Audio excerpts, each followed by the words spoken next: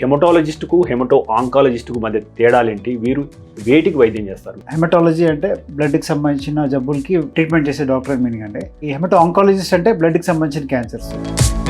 Out of 100 మీ దగ్గరకు వచ్చే పేషెంట్లో అంటే ఏ సమస్యలతో ఎక్కువ మంది వస్తుంటారు? కామన్ ప్రాబ్లం అనీమియా అండి, రక్తహీనత అంటే హిమోగ్లోబిన్ బాగా తగ్గడం అని చెప్తాం. కొన్నిసార్లు తెల్లకణాలు ఎక్కువైపోవడము, హిమోగ్లోబిన్ ఎక్కువైపోవడము, ప్లేటెట్స్ ఎక్కువైపోవడము, బ్లడ్ క్లాట్స్ అన్యూజువల్గా ఫామ్ అవ్వడము. బ్లడ్ డిజార్డర్స్ రాకుండా మనం ఎటువంటి జాగ్రత్తలు తీసుకోవాలి ఇన్ టర్మ్స్ ఆహారం విషయంలో కావచ్చు, జీవనశైలి విషయంలో కావచ్చు? బ్లడ్ క్యాన్సర్స్, లింఫోమా, మైలోమా ఇవి రాకుండా మనం మ్యారేజ్ అయిన వెంటనే లేదంటే ప్రెగ్నెన్సీ ప్లాన్ చేసే ముందు సింపుల్ టెస్ట్ ఇది, చాలా ఈజీగా అయిపోతుంది. అది ఒక్క టెస్ట్ చేసుకుంటే పిల్లల్లో మేజర్ ప్రాబ్లమ్స్ బ్లడ్కి సంబంధించింది రాకుండా మనం ఈజీగా అవాయిడ్ చేయొచ్చు. ఈ ఐరన్ లోపం ఇంత స్థాయిలో పడడం గల కారణం ఏంటి? అంటే ఇంజెక్షన్ల వరకు ఎందుకు వస్తున్నారు వీళ్ళు? ఐరన్ లోపంతో వచ్చే రక్తహీనతలో ఐరన్ మెడిసిన్స్ వాడాలి, ఓకే. ఎంతకాలం వాడాలి అనేది ఇంపార్టెంట్. యాక్చువల్ కోర్స్ అనేది ఇంపార్టెంట్. చాలామంది ప్రాపర్ కోర్స్ యూస్ చేయరు. ప్రాపర్ కోర్స్ 4 నెలలు ఉంటుంది. పాలు, పాల పదార్థాలు, ఛాయ్ లాంటివి ఎక్కువ తాగడం వల్ల ఐరన్ అబ్జర్వ్ కాదు. ఐరన్ అనే పదార్థము మన జీర్ణాశయం గ్రహించాలి అంటే యాసిడ్ కావాలి, ఆమ్లం కావాలి. యాసిడ్ ఎప్పుడు ఉంటుంది? ఈ టీలో, కాఫీలో టానిన్స్ అని ఉంటాయి. ఈ టానిన్స్ అనేవి ఏం చేస్తాయంటే రక్తం చిక్కబడడం ఎందుకు పడుతుంది? రక్తం చిక్కబడితే ఏమైనా ప్రమాదం? ఇప్పుడు హిమోగ్లోబిన్ ఎక్కువైపోయి చిక్కపడచ్చు, ప్లేటెట్స్ ఎక్కువైపోయి చిక్కపడచ్చు, తెల్లకణాలు కూడా ఎక్కువైపోయి చిక్కపడచ్చు. ఈ 3 నార్మల్గా ఉండి కూడా చిక్కపడచ్చు. తలసేమియా అంటే ఏమిటి? దీని లక్షణాలు ఎట్లా ఉంటాయి? ఎవరికి వస్తుంది? ఎట్లా? తలసేమియా జెనెటికల్గా వచ్చే జబ్బు, పేరెంట్స్ నుంచి వస్తుంది. ఒకే కమిటీలో మ్యారేజ్ చేసుకుంటుంటారు చూడండి, వాళ్ళలో ఛాన్సెస్ ఎక్కువ. గవర్నమెంట్ కానీ ఒక సింపుల్ ఇంప్లిమెంటేషన్ పెట్టిందంటే అయిపోయింది. తలసేమియా మొత్తం ఎరాడికేట్ అయిపోయింది. బోన్ మ్యారో ట్రాన్స్ప్లాంటేషన్ అంటాం కదా, ఎవరికి అవసరం అసలు ఇది? దీని గురించి తెలియని ప్రజలకి ఏమనుకుంటారంటే ఈ ఎముక తీసి ఎముక పెడతారు అనే ఆలోచన వస్తుంది. ఇక్కడ అట్లా ఉండదు. ఇప్పుడు మనకి బోన్ మ్యారో ట్రాన్స్ప్లాంట్ వరకు మనకు ఆలోచించినామంటే ఇంకో ఆప్షన్ లేదని అర్థం. పెళ్లి విషయంలో బ్లడ్ గ్రూపులను చూడాల్సిన అవసరం ఉందా? కొందరు RH+, RH- అని చెప్పేసి బ్లడ్ గ్రూప్స్లో ఉంటాయి కదా, వాళ్ళిద్దరు పెళ్లి చేసుకుంటే పిల్లల మీద ఏమైనా ప్రభావం ఉండే అవకాశం? సో బేబీలో ఉన్న యాంటీజెన్ని మదర్ యాంటీబాడీస్ వచ్చి అటాక్ చేస్తారు. ఫస్ట్ ప్రెగ్నెన్సీలో బేబీ అంతగా స్టిమ్యులేట్ చేయదు మదర్ని. సెకండ్ ప్రెగ్నెన్సీ అయినప్పుడు బేబీ కూడా మళ్ళీ పాజిటివ్ అయ్యి ఉంటే ఈ యాంటీబాడీస్ అన్ని ఒక్కసారిగా సంఖ్యని విపరీతంగా పెరుగుతాయి. పెరిగి ఒకేసారి బేబీని అటాక్ చేసి బేబీని చంపేసే అవకాశం ఉంది. అందుకే ఏం చేస్తారంటే ఇది ఉన్నప్పుడు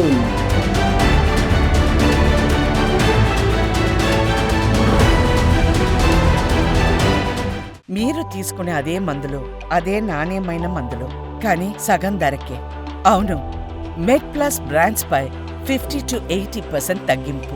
హాయ్ వ్యూవర్స్, వెల్కమ్ టు మెడ్+1 టీవీ. డాక్టర్ స్టాక్లో భాగంగా విభిన్న రంగాలకు చెందిన చాలా స్పెషలిస్ట్ డాక్టర్ని మేము ముందు తీసుకొస్తున్నాను. ఇందులో భాగంగా ప్రస్తుతం మనతో ఉన్నారు కరుణకుమార్ కే.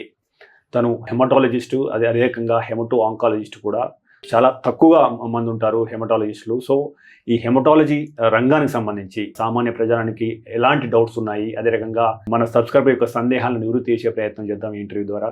సో డాక్టర్ గారు నమస్తే అండి. నమస్తే. సో కరుణకుమార్ గారు, ముఖ్యంగా అంటే మీరు హెమటాలజిస్టు, హెమటో ఆంకాలజిస్ట్ కదా, అసలు ఈ హెమటాలజిస్టుకు హెమటో ఆంకాలజిస్టుకు మధ్య తేడాలేంటి? వీరు వేటికి వైద్యం చేస్తారు? ఓకే, హెమటాలజీ అంటే బ్లడ్కి సంబంధించిన జబ్బులకి ట్రీట్మెంట్ చేసే డాక్టర్ మీనింగ్ అంటే, ఇప్పుడు మనకి హెమటో ఆంకాలజిస్ట్ అంటే బ్లడ్కి సంబంధించిన క్యాన్సర్స్ వస్తాయి. ఇప్పుడు హెమటాలజీ అనే పదంలోనే అన్నీ ఉన్నాయి. ఓకే, హెమటో ఆంకాలజీ మనం సపరేట్గా పిలవాల్సిన అవసరం లేదు. Clinical haematology super speciality. ఈ సబ్జెక్ట్లో బ్లడ్కి సంబంధించిన అన్ని రకాల జబ్బులు, క్యాన్సర్ కానీ క్యాన్సర్ కాకపోని, సో ఈ అన్ని రకాల జబ్బులకి ట్రీట్మెంట్, కొన్నిసార్లు వీటిలో బోన్ మ్యారో ట్రాన్స్ప్లాంటేషన్ చికిత్స. సో వీటన్నిటికి సంబంధించిన ట్రీట్మెంట్ హెమటాలజీ అనే సబ్జెక్ట్లో ఉంటుంది. అది మేము ప్రాక్టీస్ చేస్తాం. హెమటాలజీలో హెమటో ఆంకాలజీ ఉంటుంది, బోన్ మ్యారో ట్రాన్స్ప్లాంట్ ఉంటుంది, నాన్ ఆంకాలజీ బ్లడ్ కూడా ఉంటుంది. మెడికల్ ఆంకాలజీ అనే సబ్జెక్ట్ ఉంది. దానికి దీనికి డిఫరెన్స్ మనం ఆడుకోవాలి. ఓకే, మెడికల్ ఆంకాలజీ అంటే జనరల్గా అన్ని క్యాన్సర్స్ ట్రీట్ చేస్తారు. Brain cancer, skin cancer, lung cancer, దాంతోపాటు బ్లడ్ క్యాన్సర్స్ అన్నట్టు. సో వీళ్ళు ఎక్కువ మంది ఉన్నారు.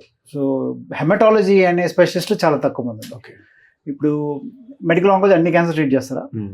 దాంట్లో బ్లడ్ క్యాన్సర్ కూడా ఒకటి కదా. బ్లడ్లో మరి క్యాన్సర్లే రావు కదా, క్యాన్సర్ కాని జబ్బులు చాలా ఉన్నాయి కదా. సో ఈ బ్లడ్కి సంబంధించిన క్యాన్సర్లు, క్యాన్సర్ కాని బ్లడ్ జబ్బులు, వీటిని కొన్నిసార్లు నయం చేసేకి వాడే అత్యాధునిక చికిత్స transplant, bone marrow transplant. So ఈ 3 కలుసుకొని సపరేట్ స్పెషాలిటీ అయిపోయినాయి. ఓకే. దాన్నే హెమటాలజీ అని పిలుస్తారు. సో అంటే అవుట్ ఆఫ్ 100 మీ దగ్గరకు వచ్చే పేషెంట్లో అంటే ఏ సమస్యలతో ఎక్కువ మంది వస్తుంటారు?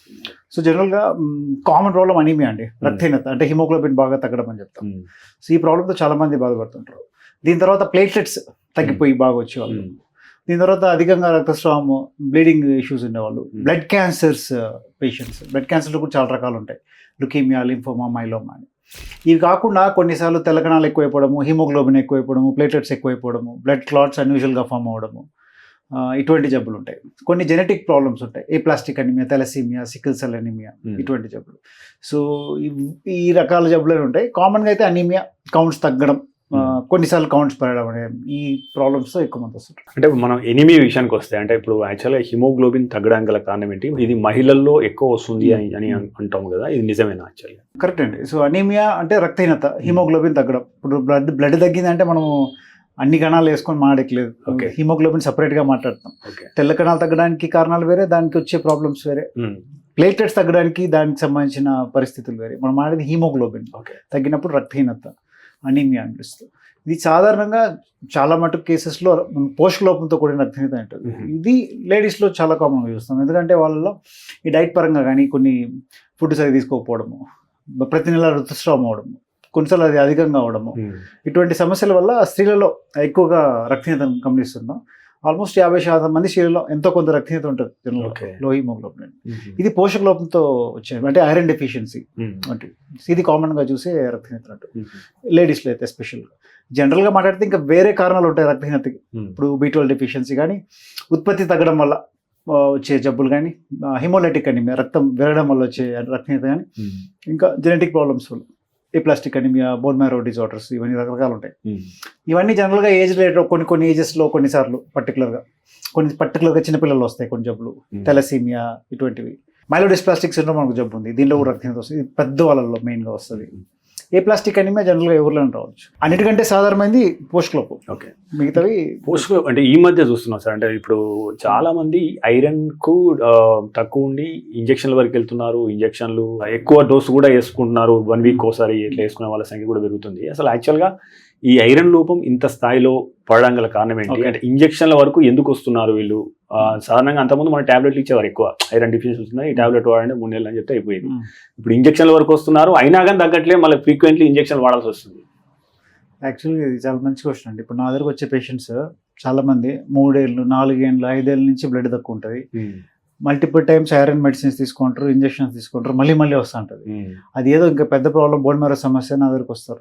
సో వీళ్ళని గమనించినప్పుడు ముఖ్యంగా కారణం ఏంటంటే, ఇప్పుడు ఐరన్ లోపంతో వచ్చే రక్తహీనతలో ఐరన్ మెడిసిన్స్ వాడాలి, ఓకే, ఎంతకాలం వాడాలి అనేది ఇంపార్టెంట్. చాలా మంది 2 వారాలు 3 వారాలు వేసుకుంటారు, సరిపోదు కదా. 3 వారాలు వేసుకుంటే బాగుతుంది, మళ్ళీ పడిపోతుంది. యాక్చువల్ కోర్స్ అనేది ఇంపార్టెంట్. చాలా మంది ప్రాపర్ కోర్స్ యూస్ చేయరు. ప్రాపర్ కోర్స్ 4 నెలలు ఉంటుంది, 5 నెలలు ఉంటుంది కొన్నిసార్లు. కంప్లీట్ కోర్స్ కంప్లీట్ చేస్తేనే మనకి బ్లడ్ మొత్తం సరిగ్గా తయారవుతుంది, కంప్లీట్గా నార్మల్ అవుతుంది.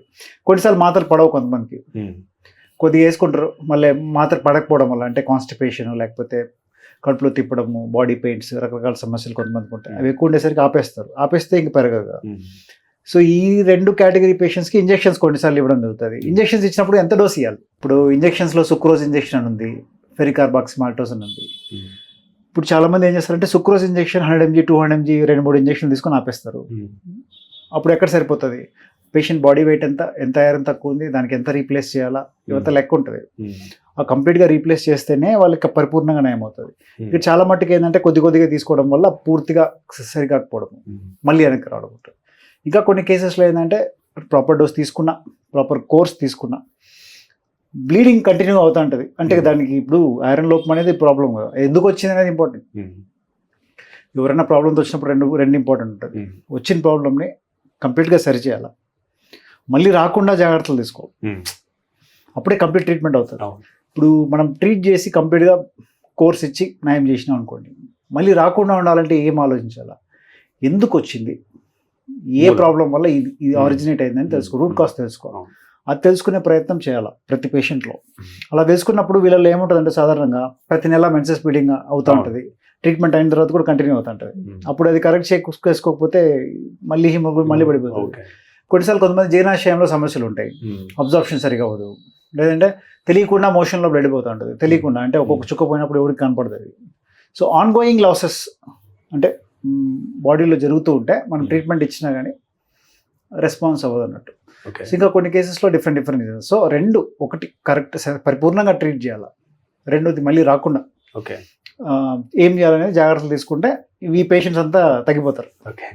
ఇంకా పేషెంట్ల విషయానికి వస్తే సార్, అంటే ఇప్పుడు యాక్చువల్గా ఐరన్ మాత్రలు వేసుకోవడం, ఐరన్ ఇంజెక్షన్లు వేసుకోవడం ఒక ఎత్తు, లేదా ఐరన్కి సంబంధించిన పోషకాహారాలు తీసుకోవడం ఒక ఎత్తు అయితే, సో అది కరెక్ట్ డైజెస్ట్ అయిందా, లేదా ఆహారం నుంచి ఐరన్ కరెక్ట్ బయటకు వస్తుందా, లేదా అది కరెక్ట్ బాడీకి అబ్జర్వ్ కావాలంటే ఎలాంటి జాగ్రత్తలు తీసుకోవాలి? ఎందుకంటే నేను విన్నది ఏంటంటే పాలు, పాల పదార్థాలు, ఛాయ్ లాంటివి ఎక్కువ తాగడం వల్ల ఐరన్ అబ్జర్వ్ కాదు. సో వాళ్ళు వేసుకుంటే మళ్ళీ ఈ పాల పదార్థాలు లేదా ఛాయలు ఎక్కువ తాగడం వల్ల ఉపయోగం లేదు కదా.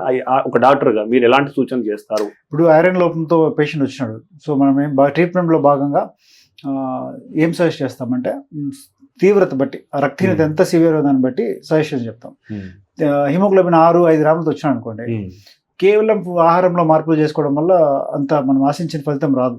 ఖచ్చితంగా వీళ్ళు ఏంటంటే సప్లిమెంట్స్ తీసుకోవాల్సి వస్తుంది.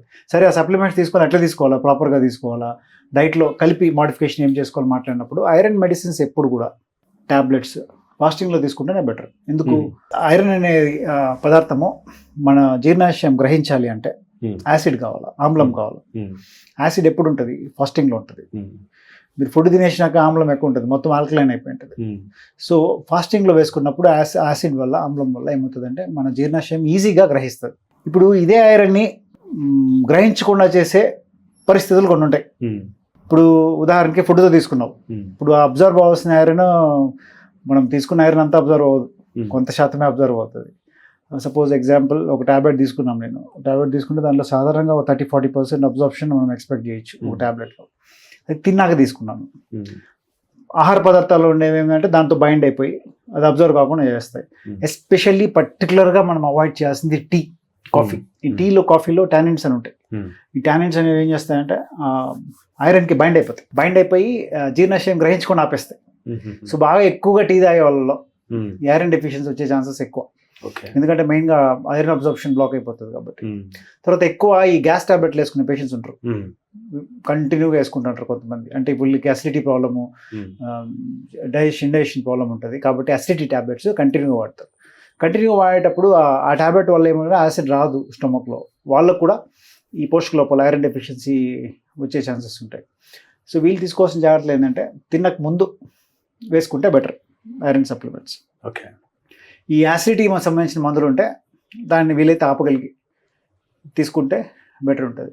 ఇంకా ఈ ఐరన్ని బూస్ట్ చేయగలిగే పదార్థాలు ఉంటాయి మన నేచురల్ డైట్లో. Example lemon, citrus fruits, vitamin C. ఇదేం చేస్తుందంటే ఐరన్ అబ్జర్ప్షన్ని కొద్దిగా బూస్ట్ చేస్తుంది. సో ఫాస్టింగ్లో తీసుకొని ఈ లెమన్ సంబంధించిన, అంటే లెమన్ జ్యూస్తో, మా పేషెంట్కి ఎప్పుడు నేను చెప్తానంటే ఆల్వేస్ ఐరన్ టాబ్లెట్ని లెమన్ జ్యూస్తో తీసుకోమని చెప్తారు. ఎందుకంటే వైటమిన్ సి ఉంటుంది, ఆల్మోస్ట్ ఇంజెక్షన్ లెక్క పనిచేస్తుంది, చాలా ఫాస్ట్ పెరుగుతుంది తీసుకోగలిగితే. కానీ కొంతమంది పడవు టాబ్లెట్స్, తిప్పడము, వాళ్ళు కాన్స్టిపేషన్ అవ్వడము, ఇంకా అన్ఈజీనెస్, అన్ఎక్స్ప్లెయినబుల్ ఉంటాయి. సో వాళ్ళకి మైల్డ్గా ఉంటే మేనేజ్ చేసుకోమంటాము, లేదు కొద్ది తీవ్రంగా ఉందంటే ఆపేసేసి ఇంజెక్షన్స్కి వెళ్తాం అన్నట్టు. సో తర్వాత కర్డ్ కూడా మనకి ఏంటంటే జనరల్గా న్యాచురల్ మన ఇండియన్ డైట్లో కర్డ్ డిఫాల్ట్గా ఉంటుంది. సో కర్డ్ కూడా ఏంటంటే ఈ ఐరన్ని అబ్జర్ప్షన్ తగ్గించే ఒక ఫుడ్ పదార్థం లాగా చెప్పొచ్చు. జనరల్గా నేను చెప్పే అడ్వైజ్ ఏంటంటే కర్డ్ని సపరేట్గా తీసుకోమంటాను, బటర్ మిల్క్ లాగా తీసుకోమంటాను ఎవరికి ఈ ఐరన్ లోపం ఉన్న వాళ్ళకి. అన్ని బాగున్న వాళ్ళకి ఎట్లా తిన్న సమస్య ఉండదు. ఇట్లా కొన్ని చిన్న చిన్న టిప్స్, ఇన్స్ట్రక్షన్స్ పాటిస్తే పెరుగుతుంది. తర్వాత ఫుడ్తోనే మొత్తం నేను తీసేసుకోవాలా అని ట్రై చేస్తే కాన్సన్ట్రేటెడ్ ఐరన్ మన ఫుడ్లో దొరకదు. ఐరన్ అన్ని పదార్థాల్లో డిస్ట్రిబ్యూట్ అయి ఉంటుంది. అంత ఐరన్ మనకి రోజు కావాల్సిన డెఫిషియన్సీలో, సివియర్ డెఫిషియన్సీలో అంత ఐరన్ తీసుకోవాలంటే అంత ఆహారం మనం తినలేం. సో కొద్ది కష్టం అవుతుంది. కాకపోతే డైట్ అనేది చాలా ఇంపార్టెంట్. ఇప్పుడు టాబ్లెట్స్ ఎప్పటికి కాదు కదా, కొంతకాలానికి. ఆ తర్వాత ఖచ్చితంగా మీరు డైట్ మోడిఫికేషన్ చేసుకొని ఐరన్ రిచ్ ఫుడ్స్ అనేవి తీసుకోవాలి. తీసుకుంటేనే తర్వాత జబ్బు రాకుండా మెయింటైన్ అవ్వచ్చు. ఏం తీసుకోవచ్చు? ఐరన్ రిచ్ ఫుడ్స్ అంటే ఏంటి? ఇప్పుడు ఐరన్ రిచ్ ఫుడ్స్ మీట్ తినే వాళ్ళకి, నాన్ వెజ్ ఈటర్స్కి అయితే కొద్దిగా చాలా ఈజీ. మీట్లో హీమ్ ఐరన్ అని ఉంటుంది, మన శరీరం చాలా సులభంగా అబ్జర్వ్ చేసుకుంటుంది.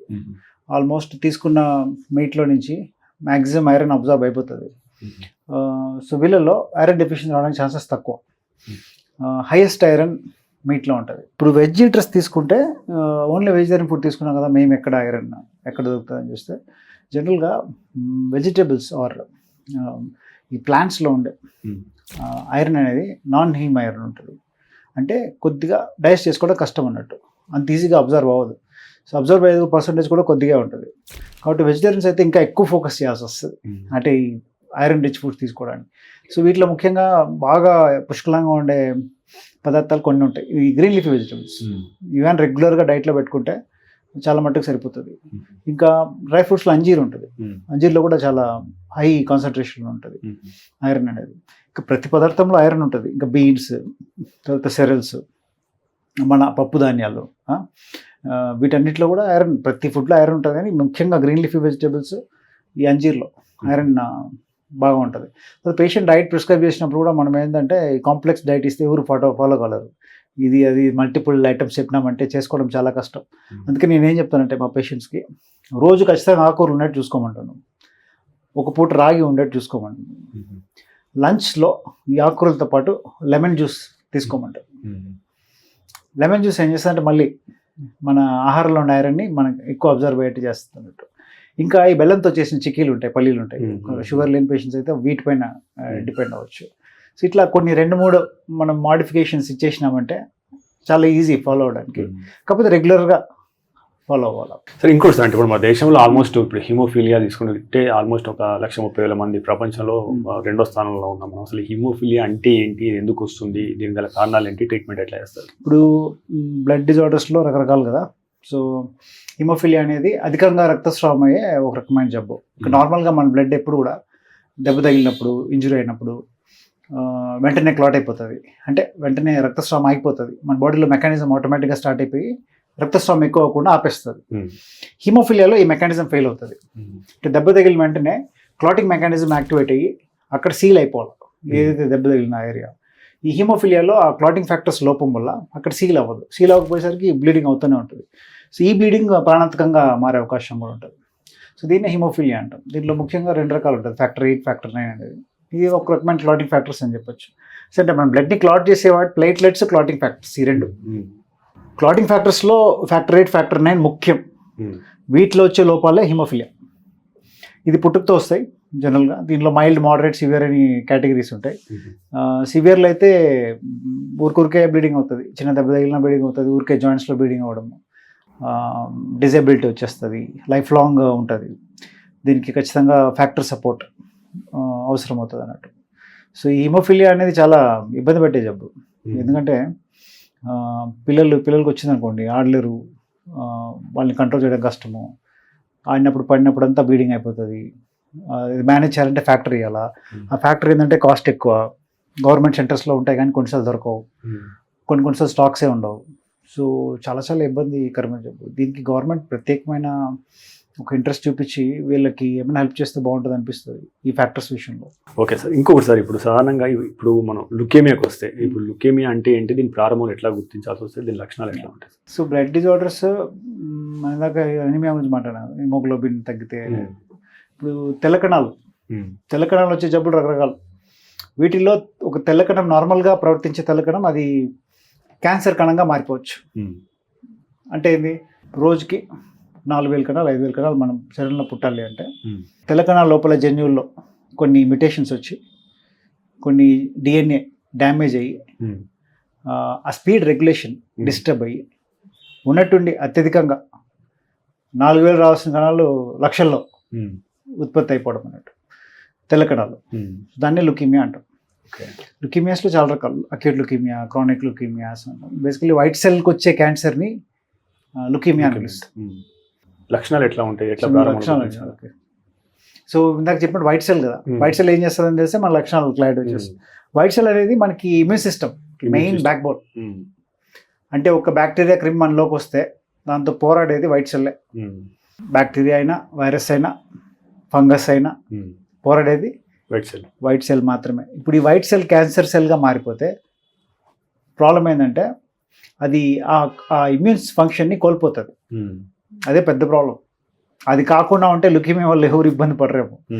సో ఆ ఇమ్యూన్ సిస్టమ్ క్రిములతో పోరాడే కెపాసిటీని పోగొట్టుకుంటుంది, ఒక డమ్మీ సెల్ అయిపోతుంది. ఇంకప్పుడు ఎట్లుంటుంది అంటే లుకీమియా వచ్చిన పేషెంట్కి 1,00,000 కణాలు ఉన్నా కానీ 0 లెక్కే, ఏం లేనట్టే. పోరాడని సైనికులు వాళ్ళు అంటే డమ్మీస్ అన్నట్టు, పోరాడరు అసలు.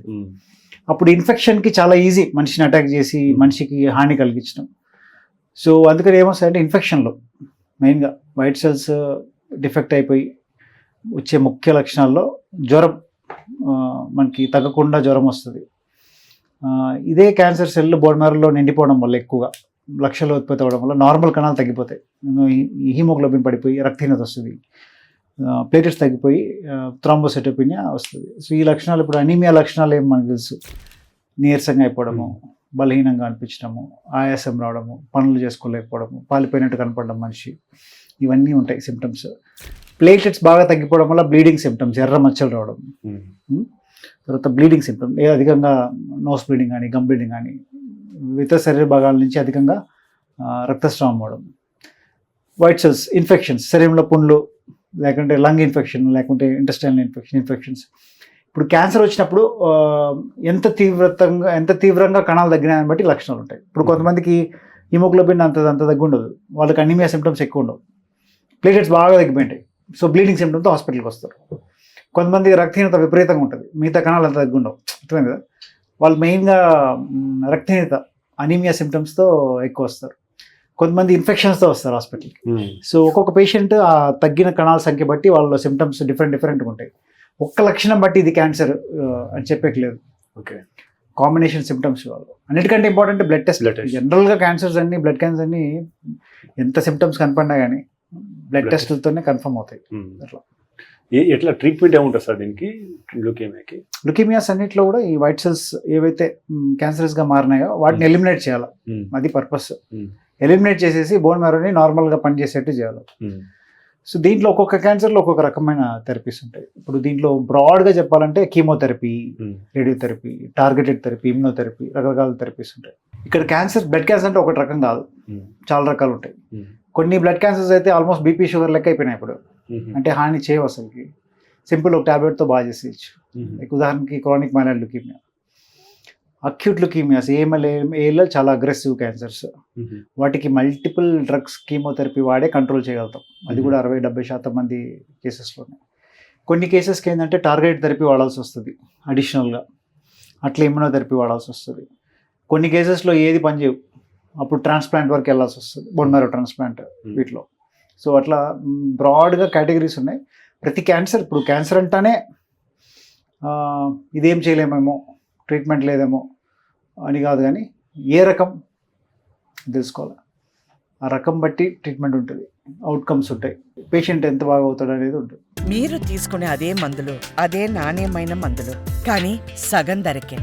అవును, మెడ్ ప్లస్ బ్రాండ్స్ పై 50-80% తగ్గింపు. సరే, ఇంకోటి సార్, మీ దగ్గరికి వచ్చే దానిలో బ్లడ్ డిజార్డర్స్లో ప్లేట్లెట్స్ పడిపోవడం కూడా ఒకటి కదా. సో సాధారణంగా మా వాడక భాషలో ప్లేట్లెట్స్ ఎప్పుడు పడిపోతాయి, డెంగ్యూ అది వచ్చినప్పుడు పడిపోతాయి యాక్చువల్గా. సో ఇది కాకుండా అసలు ప్లేట్లెట్ పడిపోవడానికి గల ఎన్ని కారణాలు ఉంటాయి? ఒకవేళ డెంగ్యూ విషయంలో అయినా కానీ ప్లేట్లెట్స్ పడిపోకుండా ఎలాంటి జాగ్రత్తలు తీసుకోవాలి, పడిపోయిన తర్వాత ఎట్లా చికిత్స ఎట్లా చేస్తారు? మనం తీసుకునే జాగ్రత్తలు పడిపోకుండా ఏముండదు, అది డిసీజ్ కోర్స్, అది దాని కోర్సులో వెళ్తుంది. డెంగ్యూ వైరల్ ఇన్ఫెక్షన్ కదా, చాలా మట్టుకు వైరల్ ఇన్ఫెక్షన్ సెల్ఫ్ లిమిటెడ్, ఏం చేయకుండా తగ్గిపోతుంది, ఏం చేయాల్సిన అవసరం లేదు. డెంగ్యూ కేసెస్లో ట్రీట్మెంట్ కూడా ఏం స్పెసిఫిక్గా లేదు. కొన్ని కేసెస్లో ప్లేట్లెట్ ఎక్స్ట్రీమ్గా పడిపోయి బ్లీడింగ్ వల్ల ప్రాణహాని వచ్చే ఛాన్సెస్ ఉంటాయి, వాళ్ళల్లో ప్రాబ్లమాటిక్. కానీ చాలా మట్టుకు డెంగ్యూ పేషెంట్స్లో ఫీవర్ వస్తుంది, స్కిన్ ర్యాష్ వస్తుంది, ప్లేటెట్స్ తగ్గుతాయి. ఈ ప్లేటెట్స్ తగ్గడం కూడా కొంతమంది 1,00,000 వస్తేనే పానిక్ అయిపోయి ఓ భయపడిపోతారు. మామూలుగా మనకి 30,000 లోపల వస్తేనే మనకి బ్లీడింగ్ సిమ్టమ్స్ ఉంటాయి. సో దానిపైన యూజువల్గా సేఫ్ కోడ్ అని చెప్పొచ్చు. సో తగ్గుకుంటా వచ్చి ఒక చోట అయిపోయి మళ్ళీ పెరిగిపోతాయి. సో అన్ని కేసెస్లో ఎక్స్ట్రీమ్ లో లెవెల్కి వెళ్ళవు. సో చాలా మట్టుకు మోడరేట్ 50-60 వరకు వచ్చి మళ్ళీ నార్మల్ అయిపోవడం చూస్తుంటాం. సో దీంట్లో మనం ముందుగా తీసుకునే ఒకసారి ప్రాసెస్ స్టార్ట్ అయినాక చాలామందికి సెల్ఫ్ లిమిటింగ్ ఇల్నెస్, ఆటోమేటిక్గా మంచి ఫ్లూయిడ్స్ తీసుకొని పారాసిటమాల్ ఫీవర్ కంట్రోల్ చేసుకుంటే ఆటోమేటిక్గా రికవర్ అయిపోతారు. కానీ ఏ పేషెంట్ కాంప్లికేషన్లో వెళ్తాడు, ఏ పేషెంట్ వెళ్ళడు అనేది ఎవరికి తెలియదు. అక్కడ జాగ్రత్తగా ఉన్నారు. అక్కడ ఒక ఫిజిషియన్ ఒపీనియన్ అనేది తీసుకోవాల్సి వస్తుంది. తీసుకొని కొంతమందికి స్పెషల్ అంటే మానిటరింగ్లో పెట్టాల్సి వస్తుంది కొన్నిసార్లు. కొంతమందిని వీళ్ళకి ఏమైనా ఎక్స్ట్రీమ్గా పడిపోయి వీళ్ళకి ఏమైనా ఇబ్బంది వస్తుందా అనే సిచ్యువేషన్లో ప్లేటెడ్ పెంచడానికి పర్టికులర్గా ఫుడ్ డైట్ ఏమైనా ఉన్నాయని చూస్తే చాలామంది పపాయ లీఫ్ ఎక్స్ట్రాక్ట్స్, పపాయ ఆకు రసం ఈ టైంలో ట్రై చేయడం చూస్తున్నాము. డెంగ్యూలో అయితే ఎంతో కొంత ఎవిడెన్స్ ఉంది ఆకు లీఫ్ పనిచేసినట్టు, కానీ స్ట్రాంగ్ ఎవిడెన్స్ లేదు. కాకపోతే పాయింట్ ఏంటంటే ఈ వైరల్ ఇన్ఫెక్షన్స్లో ఏం చేయకపోయినా పెరిగిపోతుంది. నువ్వు ఆకు రసం వేయకపోయినా అది పెరిగిపోతుంది ఆటోమేటిక్గా. సో చాలా కేసెస్లో, కొన్ని కేసెస్లో ఏమవుతుందంటే ఆ డెంగ్యూ వచ్చిపోతుంది, ప్లేటెట్స్ పెరగవు, ఇంకా అక్కడే లెవెల్లో ఉండిపోతాయి. సో అప్పుడు ఐటీపీగా కన్వర్ట్ అవుతుంది, అంటే ఇమ్యూన్ థ్రాంబోసైటోపెనీ, అంటే ఒక లెవెల్ నుంచి ఇంకో లెవెల్కి వెళ్తుంది. వాళ్ళ ట్రీట్మెంట్ అవసరం ప్లేటెట్స్ పెంచడానికి. అంటే ఇప్పుడు మీరు అన్నారు కదా సార్ 30,000 కిందికి పడతాయి, యాక్చువల్గా ఏం జరుగుతుంది పేషెంట్లో? జనరల్గా మన బాడీలో ప్లేటెట్స్కి మన బాడీకి చాలా ఫ్లెక్సిబిలిటీ ఉంటుంది. నార్మల్ 150,000 కానీ మనకి బ్లీడింగ్ అవ్వాలి అంటే దెబ్బ తగలకుండా లోపల బ్లీడింగ్ అవ్వాలి అంటే 20,000 వరకు కూడా అవ్వదు. 20,000 లోపల క్లాటింగ్ వ్యవస్థ కొద్దిగా డిస్టర్బ్ అవుతుంది. సో అటువంటి పరిస్థితుల్లో బ్లీడింగ్ అయ్యే ఛాన్స్ ఉంటుంది. సో ఆ మినిమం థ్రెషోల్డ్ అంటాం, అంటే ఒక పేషెంట్ లోపల స్పాంటేనియస్గా బ్లీడింగ్ అవ్వాలి అంటే ఆ ప్లేటెట్ సంఖ్య 20,000 లోపల వచ్చినట్టుగా అయ్యే ఛాన్సెస్ ఉంటాయి. ఎస్పెషల్లీ జ్వరం ఉన్నప్పుడు, లేదంటే పేషెంట్ బాగా సిక్గా ఉన్నప్పుడు, బాడీ వీక్గా ఉన్నప్పుడు కూడా ఛాన్సెస్ పెరుగుతాయి. ఇప్పుడు 20,000 లోపల ఉన్నప్పుడు ఇది జనరల్గా. కానీ కొన్ని పరిస్థితుల్లో 10,000 వచ్చినా ఏం కాదు, కొన్నిసార్లు 30,000 ఉన్నా బ్లీడింగ్ అయిపోతుంది. అట్లా డిఫరెంట్ సిచ్యువేషన్స్ ఉన్నాయి. జనరల్గా మాట్లాడితే 30,000 కట్ ఆఫ్. సో అంటే ఇప్పుడు అది వచ్చినప్పుడు సాధారణంగా బయటికి లెక్కిస్తారు కదా ప్లేట్లెట్స్. సో అటువంటివి అంటే ఏమైనా జాగ్రత్తలు తీసుకోవాలా ఎట్లా? జనరల్గా ప్లేట్లెట్స్ ఎక్కించడం అనేది అంత ఉపయోగకరం కాదు వీళ్ళల్లో, డెంగ్యూ పేషెంట్స్లో. ఓకే. డెంగ్యూలో ఏమవుతుందంటే ఆ ఇమ్యూన్ మెకానిజమ్స్ వల్ల ఆ ప్లేటెట్స్ చనిపోతాయి. బయట నుంచి ఎక్కించినా అవి చనిపోతాయి, పెద్ద యూజ్ ఉండదు. బ్లీడింగ్ అయ్యే పేషెంట్స్కి, రక్తస్రావం ఎక్కువ ఉండి ప్రాణాపాయం ఉంటుంది కదా, వాళ్ళు ఖచ్చితంగా ప్లేటెట్స్ వెళ్ళిపోతాయి. సో అటువంటి పరిస్థితుల్లో తప్ప మిగతా సిచ్యువేషన్స్లో ప్లేట్లెట్ ట్రాన్స్ఫ్యూషన్ అనేది అంత యూస్ఫుల్ కాదు. సో మనం తీసుకునే జాగ్రత్తలు అక్కడ తక్కువ. హెల్తీ డైట్, అలర్ట్గా ఉండాలి, సిమ్టమ్స్ని రిపోర్ట్ చేయాలి ప్రాపర్గా. డైట్లో పర్టికులర్గా ప్లేటెట్ పెంచే ఫుడ్ అంటే ఏం లేదు, బట్ ప్రజల్లో చాలా నమ్మకాలు ఉంటాయి కొన్ని ఫుడ్స్ పైన, బట్ అవి యూజువల్గా స్ట్రాంగ్ ఎవిడెన్సెస్ లేవు. పండ్లే కాబట్టి హ్యాపీగా తీసుకోవచ్చు, వాటి వల్ల ఇబ్బంది ఏం లేదు, నష్టమేం రాదు. బట్ జనరల్గా ఆటోమేటిక్గా సెల్ఫ్ రికవర్ అయిపోతారు చాలా మంది.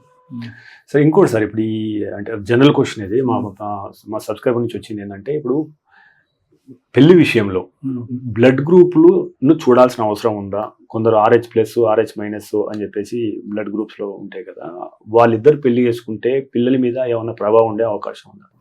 RH నెగటివ్ ప్రెగ్నెన్సీ అని ఉంటుంది బ్లడ్ గ్రూప్లో. అంటే RH నెగటివ్ ప్రెగ్నెన్సీ అంటే ఇప్పుడు మదర్ RH నెగటివ్ గ్రూప్ ఉండి ఫాదర్ RH పాజిటివ్ అయ్యి బేబీ RH పాజిటివ్ వస్తే అప్పుడు ఏమవుతుందంటే మదర్కి బేబీకి మధ్య రియాక్షన్ జరుగుతుంది. యూజువల్గా ఇది సెకండ్ ప్రెగ్నెన్సీ, థర్డ్ ప్రెగ్నెన్సీలో చాలా ఎక్కువ ఉంటుంది, ఫస్ట్ ప్రెగ్నెన్సీలో తక్కువ ఉంటుంది. కాకపోతే ఇది ఐడెంటిఫై ముందుగా చేయడము, తర్వాత యూజువల్గా ఏంటంటే ఏ గైనకాలజిస్ట్ అయినా ఈ గ్రూపింగ్ అనేది రొటీన్గా చేస్తారు. ఒకవేళ ఈ RH పాజిటివ్ నెగిటివ్ డిఫరెన్సెస్ ఉన్నప్పుడు యాంటీ-D అనే ఇంజెక్షన్ ఒకటి ఇచ్చేస్తారు మదర్కి. దీనివల్ల ఏమవుతుందంటే ఫర్దర్ ప్రెగ్నెన్సీస్లో ఇబ్బంది రాకుండా ఉంటుంది అన్నట్టు. ఈ మదర్ నెగిటివ్ బేబీ పాజిటివ్ ఉంటే ఈ పర్టికులర్ ప్రాబ్లం చూస్తాం, ఇంకే కాంబినేషన్ ఉన్నా పెద్దగా ఇబ్బంది ఉండదు. సో అది కొద్దిగా స్పెషల్ కేర్ తీసుకోవాలి. ఇప్పుడు A-, A+ లేదా B+, B- అట్లా భార్య భర్తలకున్నా ఇలాంటి సమస్యలు ఏమి రావు కదా? వాళ్ళకి ఎక్కడే ప్రాబ్లం లేదు. ఇది ఓన్లీ మనకి ఎక్కడ వస్తుంది అంటే RH ఫ్యాక్టర్నే ఈ ప్రెగ్నెన్సీలో బేబీకి మదర్కి డిఫరెన్సెస్ ఉన్నప్పుడు, అది కూడా మదర్కి నెగిటివ్ ఉండే బేబీకి పాజిటివ్ ఉండే మాత్రమే ఇష్యూ. మిగతా ఏ సందర్భాల్లో మిగతా కాంబినేషన్స్లో పెద్ద ఇష్యూ. ఇప్పుడు బేసికల్గా నెగిటివ్ పాజిటివ్ అంటే ఏంది? ఇప్పుడు బ్లడ్ గ్రూప్లో నెగిటివ్ అంటే ఏంటంటే పర్టికులర్ ఉండాల్సిన యాంటీజెన్ లేదు. సో దానివల్ల ఏమవుతాయంటే ఆ లేని యాంటీజెన్ సంబంధించిన యాంటీబాడీస్ ఉంటాయి ఎవరిలో, మదర్లో, ఆర్ఎస్ నెగిటివ్ కాబట్టి. బేబీలో రివర్స్ పాజిటివ్ యాంటీజెన్ ఉంటుంది కాబట్టి దానికి సంబంధించిన యాంటీబాడీస్ ఉండవు. ఇప్పుడు యాంటీబాడీస్ దేనికి అగేన్స్ట్ ఉన్నాయి, ఆర్హెచ్ యాంటీజెన్ కదా. సో బేబీలో ఉన్న యాంటీజెన్ని మదర్ యాంటీబాడీస్ వచ్చి అటాక్ చేస్తాయి ఈ ప్రాసెస్లో. కాకపోతే సెన్సిటైజేషన్ అంటాం. ఫస్ట్ ప్రెగ్నెన్సీలో బేబీ అంతగా స్టిమ్యులేట్ చేయదు మదర్ని. డెలివరీ అయ్యేటప్పుడు ఏమవుతుందంటే mother blood baby blood mix అవుతుంది కొద్దిగా. ఆ టైంలో బేబీ బ్లడ్ ఎక్స్పోజ్ అవుతుంది మదర్కి. అప్పుడు మదర్ ఏం చేస్తుందంటే దానికి యాంటీబాడీస్ ప్రొడ్యూస్ చేస్తుంది. ఈ యాంటీబాడీస్ అట్లే కూర్చుంటాయి. సెకండ్ ప్రెగ్నెన్సీ అయినప్పుడు మళ్ళీ సేమ్ అదే పరిస్థితి వస్తే బేబీ కూడా మళ్ళీ పాజిటివ్ అయ్యి ఉంటే ఈ యాంటీబాడీస్ అన్ని ఒక్కసారిగా సంఖ్యని విపరీతంగా పెరిగి ఒకేసారి బేబీని అటాక్ చేసి బేబీని చంపేసే అవకాశం ఉంటుంది సెకండ్ ప్రెగ్నెన్సీ. అందుకే ఏం చేస్తారంటే ఇది ఉన్నప్పుడు గుర్తించకుండా ఎవరు ఉండరు, ప్రతి గైనకాలజిస్ట్ గుర్తిస్తారు. గుర్తించి యాంటీడీ ఇచ్చేసినాం అనుకోండి, ఈ యాంటీబాడీస్ ఏవైతే ఫామ్ అయినా అన్ని న్యూట్రలైజ్ అయిపోతాయి. సో సెకండ్ ప్రెగ్నెన్సీకి ప్రాబ్లం ఉండదు. సరే ఇంకోటి సార్, ఇంకా ఇప్పుడు ఈ లింఫోమా గురించి మాట్లాడదాం. లింఫోమా అంటే ఏంటి, అసలు దీని ప్రారంభం ఎట్లా గుర్తించాలి, దీని లక్షణాలు ఎట్లా ఉంటాయి, ఎట్లా ట్రీట్మెంట్ చేస్తారు?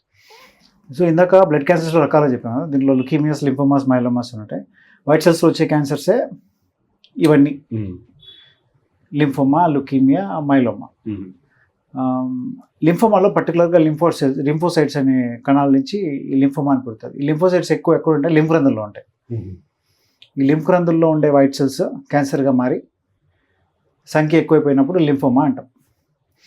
లింఫోమా అనేది లింఫ్ రంధ్రాలు అనేవి మన శరీరంలో అన్ని ప్రాంతాల్లో ఉంటాయి. మెడలో ఉంటాయి, చంకల్లో ఉంటాయి, గజ్జల్లో ఉంటాయి, బాడీ అంతా ఉంటాయి. బేసికల్లీ ఇవన్నీ ఏంటంటే ఇవన్నీ ఒక్కొక్క మల్టిపుల్ పోలీస్ స్టేషన్లు అని చెప్పొచ్చు. ఒక్కొక్క చోట ఒక్కొక్కటి, అంటే ఆ ప్రాంతంలో ఉన్న ఇన్ఫెక్షన్ని కంట్రోల్ చేస్తూ ఉంటాయి.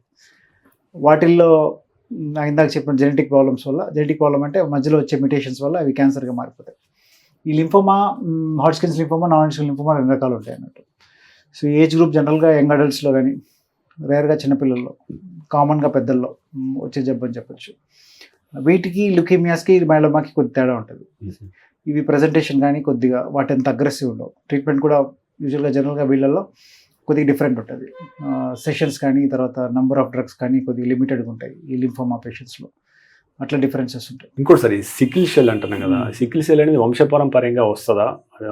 దీన్ని రాకుండా ఎలాంటి జాగ్రత్తలు తీసుకోవాలి, దీనికి ఎట్లా ట్రీట్ చేస్తుంది? సికిల్ సెల్ అనీమియా అనేది రక్తహీనత, ఒక రకమైన రక్తహీనత. దీంట్లో మెయిన్గా ఇది జెనెటిక్ ప్రాబ్లం. అంటే తల్లిదండ్రుల నుంచి పిల్లలకి వస్తుంది. తల్లిదండ్రుల్లో తెలియకుండా ఒకరికి ఉంటుంది, ఇంకొకరికి ఉంటుంది. వాళ్ళిద్దరిని కలుసుకొని పిల్లల్లో సికిల్ సెల్ అనీమియా తయారవుతుంది. రక్త కణాలు అందరికీ డిస్క్ షేప్లో ఉంటాయి. రౌండ్ బ్యాటరీ ఉంటుంది చిన్నగా, ఆ టైప్లో ఉంటుంది, కానీ ఎలాస్టిక్ ఉంటుంది, బాగా సాగుతుంది.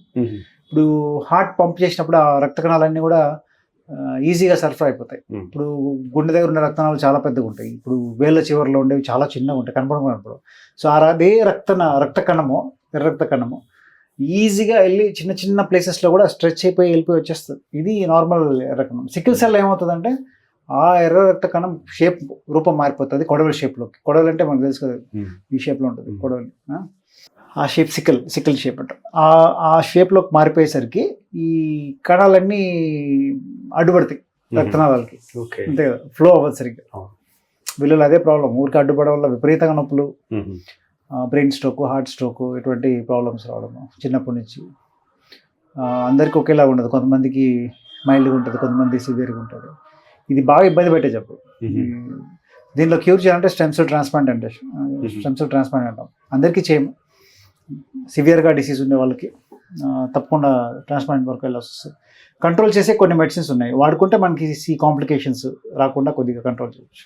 సరే ఇంకోటి సార్, అంటే ఇప్పుడు మనం మీ వైద్యంలో హైయెస్ట్ ఏంటంటే ఇప్పుడు బోన్ మ్యారో ట్రాన్స్ప్లాంటేషన్ అంటాం కదా, ఈ బోన్ మ్యారో ట్రాన్స్ప్లాంటేషన్ ఎవరికి అవసరం అసలు ఇది? సో పేషెంట్స్ దేనికి సిద్ధంగా ఉండాలి, అయిపోయిన తర్వాత ఎట్లా ఉంటుంది, ఎట్లా ఖర్చు అవుతుంది, ఎవరికి అవసరం? బోన్ మ్యారో ట్రాన్స్ప్లాంట్ అనేది చాలా మంది సర్జరీ, ఇది ఏదో ఒక అపోహ ఉందండి, బాగా సర్జరీ చేస్తారు అనేది. తర్వాత ఈ బోన్ మ్యారో ట్రాన్స్ప్లాంట్లో రిస్క్ ఎక్కువ, మనకి ప్రాణాన్ని ఎక్కువ, ఇది రిస్కీ ప్రొసీజర్ అని కూడా ఎక్కువ అపోహ ఉంది. ఫస్ట్ ఆఫ్ ఆల్ ఏంటంటే బోన్ మ్యారో ట్రాన్స్ప్లాంట్ వరకు మనకు ఆలోచించినామంటే ఇంకో ఆప్షన్ లేదని అర్థం. అంటే అన్ని ఆప్షన్స్ ట్రై చేసేసి ఇంకా అన్ని ద్వారాలు మూసుకున్నప్పుడు ఇంకేం చేయలేము, ఈ పేషెంట్కి 0% ఛాన్స్ అన్నప్పుడు చూస్ చేసుకునే ప్రొసీజరే ట్రాన్స్ప్లాంట్ జనరల్గా. సో ఫస్ట్ టైం కన్సిడర్ చేయాలంటే ఇది చాలా చాలా కేసెస్లో ఒక ఆప్షనల్ ట్రీట్మెంట్గా ఉండదు, తప్పక చేయాల్సిన పరిస్థితి అయి ఉంటుంది. నెంబర్ 1. సెకండ్, ట్రాన్స్ప్లాంట్ వరకు వెళ్ళినప్పుడు ఏం చేస్తామంటే జనరల్గా మనకి కిడ్నీ ట్రాన్స్ప్లాంట్, హార్ట్ ట్రాన్స్ప్లాంట్ మనకి ఐడియా ఏముంటుంది అంటే చెడిపోయిన హార్ట్ తీసి కొత్త హార్ట్ పెడతాం, ఈ జనరల్గా ఐడియా ఉంటుంది. కిడ్నీ కూడా అంతే కాదు. కానీ బోన్ మ్యారో ట్రాన్స్ప్లాంట్లు ఏం చేస్తారు అంటే దీని గురించి తెలియని ప్రజలకి ఏమనుకుంటారు అంటే ఈ ఎముక తీసి ఎముక పెడతారు అనే ఆలోచన వస్తుంది. సో ఇక్కడ అట్లా ఉండదు. ఇప్పుడు మనకి బ్లడ్ వ్యవస్థ అంతా కూడా ఉత్పత్తి చేసేది మూలకణాలు, బోన్ మ్యారో స్టెమ్ సెల్స్ అంటాం. అవి బోన్ మ్యారో మధ్యలో కొన్ని ఉంటాయి, అవి ఎప్పటికీ చనిపోవు, కణాలను ఉత్పత్తి చేస్తూనే ఉంటాయి. వాటి నుంచే రక్తం మొత్తం తయారవుతుంది. ఇదంతా లిక్విడ్ షేప్లో ఉంటుంది. బోన్ మ్యారోలో పుట్టి మన శరీరం అంతా ప్రవహిస్తూ ఉంటుంది. ఆ ఒక్క స్టెమ్ సెల్ నువ్వు తీసుకున్నావంటే అది మొత్తం రక్తాన్ని, మనిషికి కావాల్సిన రక్తాన్ని తయారు చేయగలుగుతుంది. వాటిని ఎట్లా గుర్తిస్తావు అంటే మనకి వాటి ప్రాపర్టీస్ వాటికి ఉంటాయి.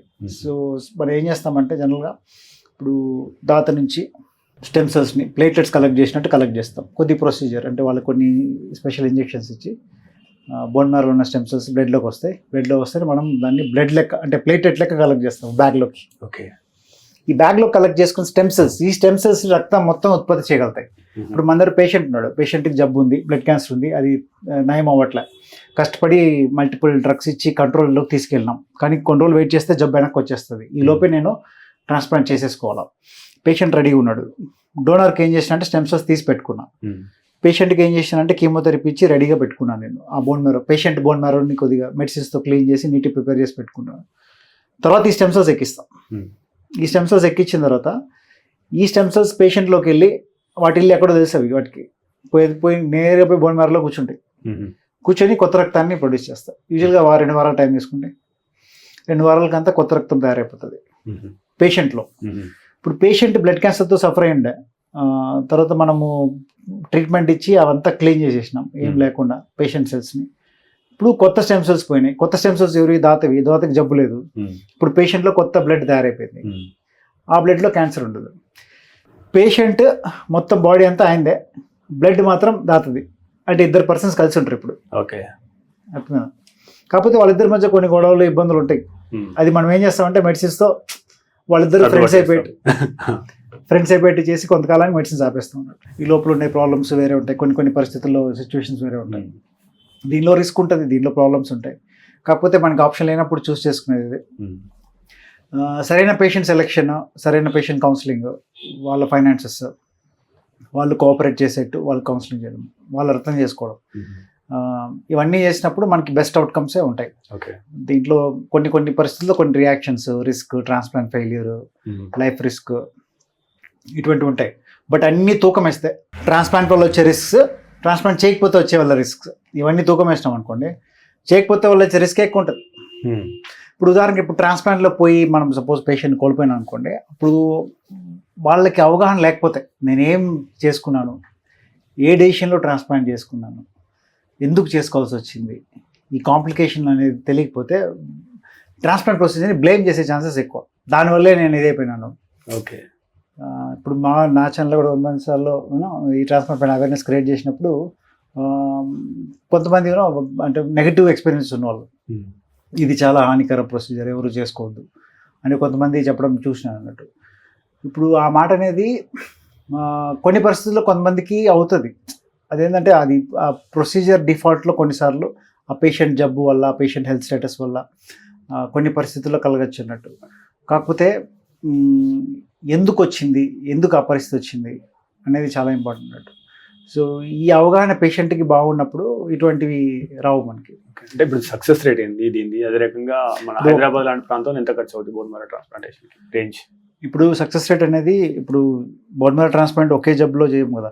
సో మల్టిపుల్ డిసీజెస్లో చేస్తాం. మల్టిపుల్ డిసీజెస్ అంటే ఇప్పుడు బ్లడ్ క్యాన్సర్స్లో అవుతాయి, ఐప్లాస్టిక్ అనిమియాలో అవుతుంది, ఇంకా కొన్ని జెనెటికల్ సంబంధించిన డిసీజెస్లో అవుతాయి, ఎండిఎస్, మైలోడిస్ప్లాస్, రకరకాల జబ్బులు ఉంటాయి.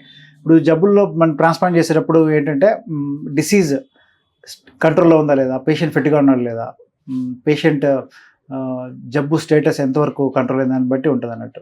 సో ఆ ప్రకారంగా చూసినప్పుడు మనము సక్సెస్ రేట్, ఇప్పుడు ఉదాహరణకి ప్లాస్టిక్ అనిమియా యంగ్ పేషెంట్స్లో తీసుకున్నారు అనుకోండి, ఫుల్ మ్యాచ్ సిబ్లింగ్ ఉంది, ఫుల్ మ్యాచ్ ట్రాన్స్ప్లాంట్ ఉంది, వాళ్ళలో సక్సెస్ రేట్ ఎక్కువ. ఇప్పుడు ఇంకొక సిచ్యువేషన్ మైలోఫైబ్రోసిస్ అనే పరిస్థితి ఒకటి తీసినాము, అది పెద్దవాళ్ళలో వచ్చే జబ్బు, వయసు అయిన వాళ్ళలో వచ్చే జబ్బు, అది కొద్దిగా ముదురు జబ్బు, వాళ్ళలో ట్రాన్స్ప్లాంట్ చేసినప్పుడు సక్సెస్ రేట్ తక్కువే ఉంటుంది, 50 to 60% ఉంటుంది. జబ్బు బట్టి, పేషెంట్ హెల్త్ స్టేటస్ బట్టి మనకి చాలా వరకు సక్సెస్ రేట్స్ మారుతాయి. దాత 100% మ్యాచా కాదా అదే బట్టి. సో రకరకాల ఫ్యాక్టర్స్ ఉంటాయి అన్నట్టు. సో ఒకే సక్సెస్ రేట్ ఇప్పుడు అదే మళ్ళీ ఒక కేసు బ్యాడ్ అయింది కదా అని చెప్పి అన్ని కేసెస్ అట్లా ఉంటాయి అనుకునేకి లేదు. సో కొంతమందికి ఏ ప్రాబ్లం ఉండదు, చాలా స్మూత్గా వెళ్ళిపోతుంది ట్రాన్స్ప్లాంట్. కొంతమందికి చాలా ప్రాబ్లమ్స్ ఉంటాయి. కేస్ బై కేస్ బేసిసే మాట్లాడదాం. ఇప్పుడు మీరు ట్రాన్స్ప్లాంట్ ఎవరైనా సక్సెస్ రేట్ మాట్లాడితే ఆ కేస్కి ఆ పేషెంట్కి పర్టికులర్గానే మనం డిస్కస్ చేయాల్సి వస్తుంది. జనరల్గా అన్ని కలిపి మనం మాడట్లేదు. ఓవరాల్గా తీసుకుంటే అన్ని కేసెస్ కలుపుకొని మనం మాట్లాడినామంటే సక్సెస్ రేట్ ఎక్కడి నుంచి మినిమం 50% నుంచి మనకి 90% వరకు ఓకే సక్సెస్ రేట్ ట్రాన్స్ప్లాంటేషన్. ఖర్చు రేంజ్ ఎంత ఉంటుంది సార్? ఎక్స్పెన్సెస్ ఇప్పుడు 2 రకాల సెటప్స్లో అవుతాయి ట్రాన్స్ప్లాంట్స్. ఒకటి government, semi government type, corporate. దీంట్లో సెమీ గవర్నమెంట్ టైప్ ఎక్కడైతే ట్రాన్స్ప్లాంట్ ఫెసిలిటీ ఉందో అక్కడ కొన్ని డిసీజెస్కి కొన్ని పరిస్థితుల్లో గవర్నమెంట్ సపోర్ట్ ద్వారా కొంత సపోర్ట్ అందుతుంది. అక్కడ గవర్నమెంట్ సపోర్ట్ ప్లస్ పర్సనల్గా వాళ్ళు పెట్టుకునే ఖర్చుతో కొంతవరకు అయిపోతుంది. అక్కడ మనము మామూలుగా ట్రాన్స్ప్లాంట్ అంటే టైప్ ఆఫ్ ట్రాన్స్ప్లాంట్స్ ఉంటాయి. Autologous transplant, allogeneic transplant, half match transplant అని డిఫరెంట్ ట్రాన్స్ప్లాంట్స్ ఉన్నట్టు. సో వీటి రేంజ్ మాట్లాడితే కనీసం కార్పొరేట్లో అయితే, ప్రైవేట్ హాస్పిటల్స్లో అయితే 6 lakhs నుంచి దగ్గర మనకి కాంప్లికేషన్స్ బట్టి 25 lakhs వరకు అయ్యే ఛాన్సెస్ ఉంటాయి.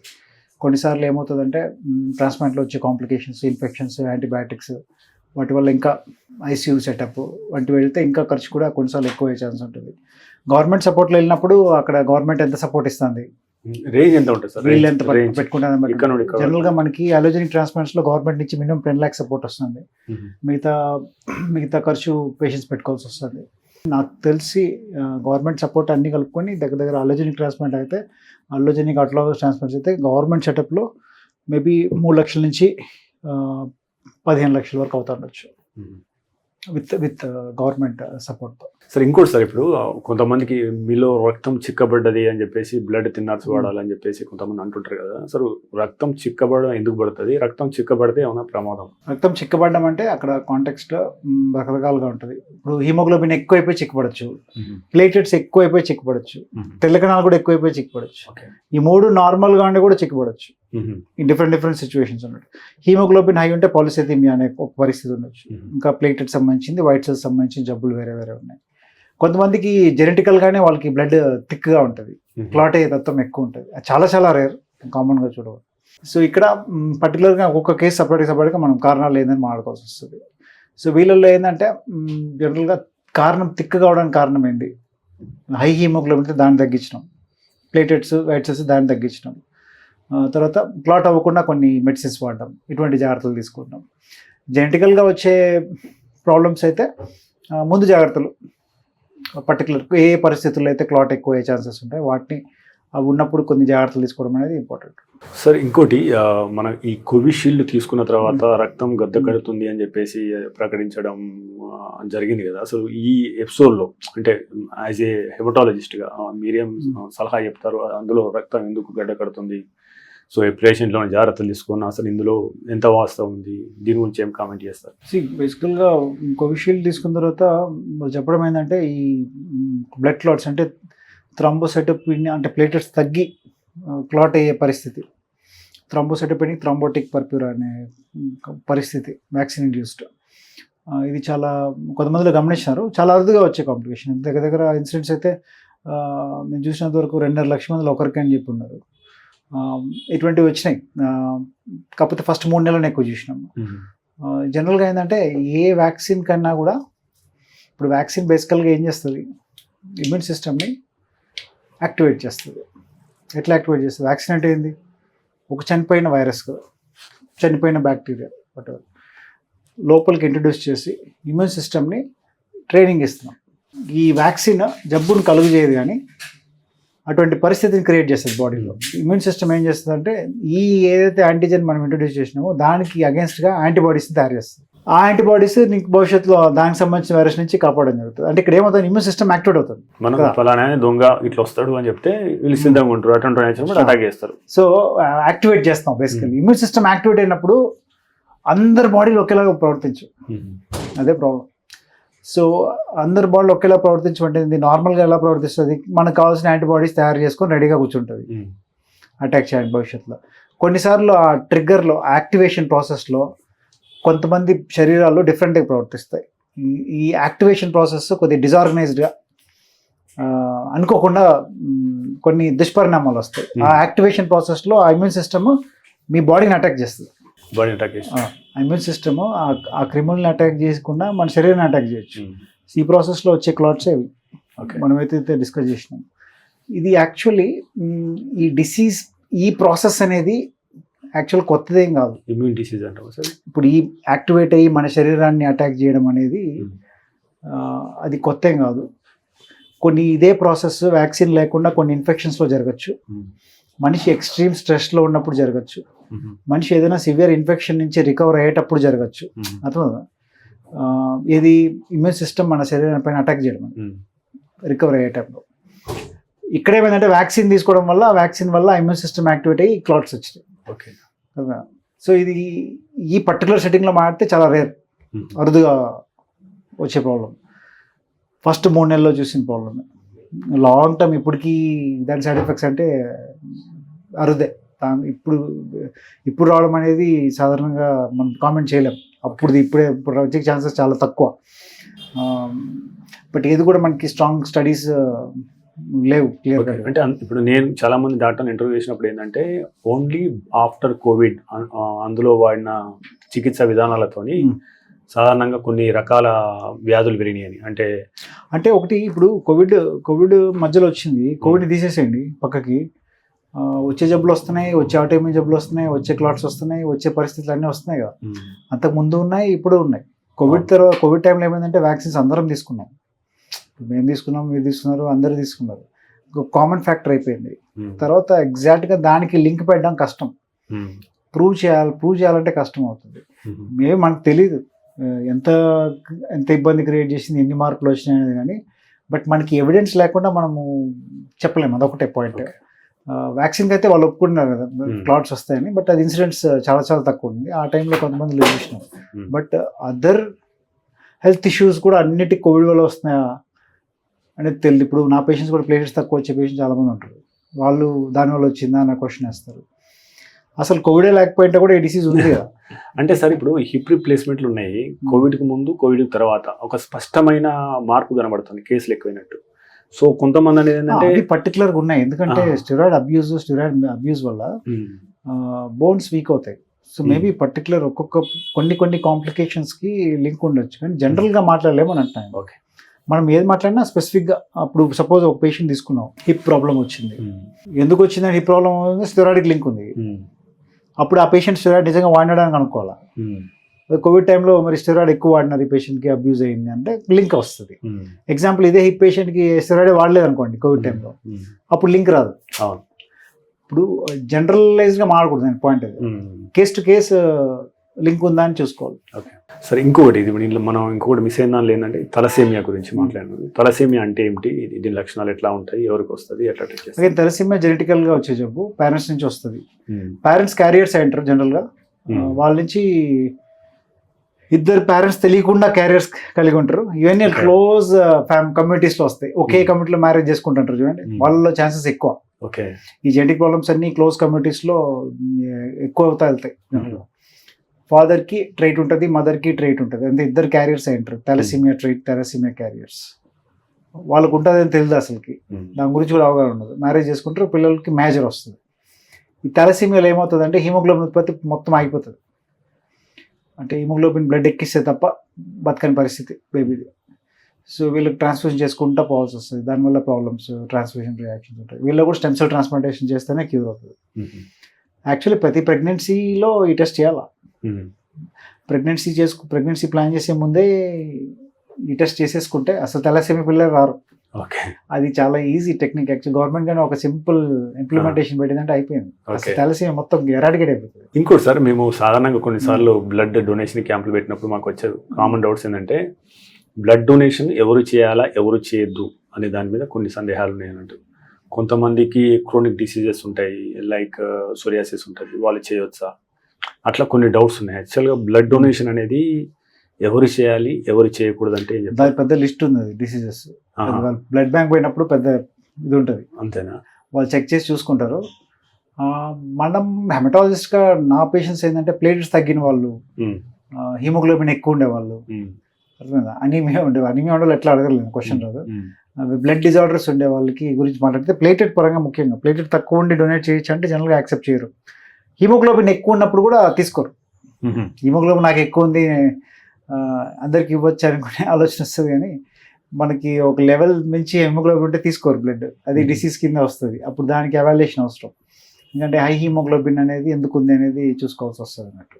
ఇప్పుడు జనరల్గా కండిషన్స్ అంటే మనకి diabetes, hypertension, any disease, active disease, um. వీళ్ళందరూ కూడా ఎలిజిబిలిటీ ఉండదు. ఓకే. లిస్ట్ అనేది పెద్ద లిస్టే ఉంటుంది.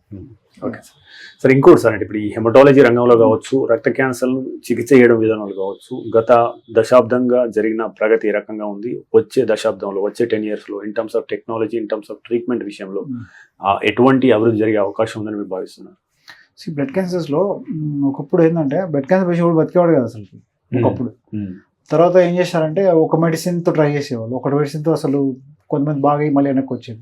తర్వాత ఎవెన్చువల్గా ఏంటంటే ఓకే ఒక మెడిసిన్ కాదు, ఇది మల్టిపుల్ డ్రగ్స్ యూస్ చేస్తేనే ఇవి కంట్రోల్ అవుతాయనే తెలుసుకున్నారు. అట్లా ఒకే క్యాన్సర్ సెల్ని రకరకాల పద్ధతుల్లో టార్గెట్ చేసి చంపడం అనేది ఎప్పుడైతే ఇంప్లిమెంట్లోకి వచ్చిందో అప్పటి నుంచి సక్సెస్ రేట్ పెరిగింది బ్లడ్ క్యాన్సర్స్లో. సో ఇప్పుడు ఆ టెక్నిక్స్తో చిన్నపిల్లల్లో వచ్చే బీసెల్ ఏఎల్ఎల్ అనే బ్లడ్ క్యాన్సర్స్ ఆల్మోస్ట్ 80% క్యూర్ అయిపోతుంది. 80% అనేది చాలా బిగ్ నెంబర్ చిన్నపిల్లల్లో. ఎస్పెషల్లీ 3 నుంచి 6 సంవత్సరాల మధ్య ఉండే పిల్లల్లో, వయసు గల పిల్లల్లో బీసెల్ ఏఎల్ఎల్ వస్తే 80% క్యూర్ అయిపోతుంది. మిగతా క్యాన్సర్లో ఏఎంఎల్, లింఫోమా, వీటన్నిటిలో కూడా మనకి ఏంటంటే ఒక 60 నుంచి 70% వరకే మనకి పెద్దవాళ్ళలో క్యూర్ అవ్వగలుగుతుంది, అంటే కంట్రోల్ అవ్వగలుగుతుంది. ఇప్పుడు లేటెస్ట్గా వీళ్ళని కూడా ఇంప్రూవ్ చేసేకి, ఇంకా సక్సెస్ రేట్స్ పెంచేకి కంటిన్యూస్గా రీసెర్చ్ జరుగుతుంది. మనకి ఈ మోనోక్లోనల్ యాంటీబాడీస్ కానీ, ఇమ్యునోథెరపీ కానీ ఇవన్నీ అందుబాటులోకి వస్తున్నాయి. ఇప్పుడు ఈ 70% కాకుండా మిగిలిన వాళ్ళు, అంటే రెస్పాండ్ కాని వాళ్ళకి స్టెమ్ సెల్ ట్రాన్స్ప్లాంట్లో ఇంకా అడ్వాన్సెస్ ఏమొచ్చినాయంటే ఇప్పుడు హాఫ్ మ్యాచ్ ట్రాన్స్ప్లాంట్. ఇంతకుముందు మ్యాచ్ ఉంటేనే మనకి సక్సెస్ రేట్ బాగుండేదని అనుకునేవాళ్ళు. ఇప్పుడు హాఫ్ మ్యాచ్ ట్రాన్స్ప్లాంట్ కూడా సక్సెస్ రేట్ బాగా కనబడుతుంది. ఇప్పుడు ఫుల్ మ్యాచ్ అంటే ఇంట్లో ఇప్పుడంతా చిన్న చిన్న ఫ్యామిలీస్ ఒకరిద్దరే ఉంటున్నారు, ఫుల్ మ్యాచ్ దొరకట్లే ఎవరికి. సో అటువంటి పరిస్థితుల్లో హాఫ్ మ్యాచ్ అనేది రియల్గా game changer. So half match ప్రతి ఇంట్లో ఒక డోనర్ ఉంటారు, బ్లడ్ సెల్ స్టెమ్ సెల్ సంబంధించిన వాళ్ళు. సో అవి రావడం వల్ల ఇంకా ఎక్కువ మంది ఆ ప్రొసీజర్ని వాడుకోగలుగుతున్నారు వీళ్ళు. తర్వాత లింఫోమాస్ అండ్ మైలోమాస్ కొన్నిసార్లు వాళ్ళు రిఫ్రాక్టరీ ఉన్నప్పుడు, కంట్రోల్ కానప్పుడు కార్టీ సెల్ థెరపీ అని ఇప్పుడు అందుబాటులోకి వస్తుంది. కార్టీ సెల్ థెరపీ ఇంతకుముందు అబ్రాడ్లోనే ఉండేది, ఇప్పుడు ఇండియాలోకి స్టార్ట్ అయిపోయింది ఆల్రెడీ.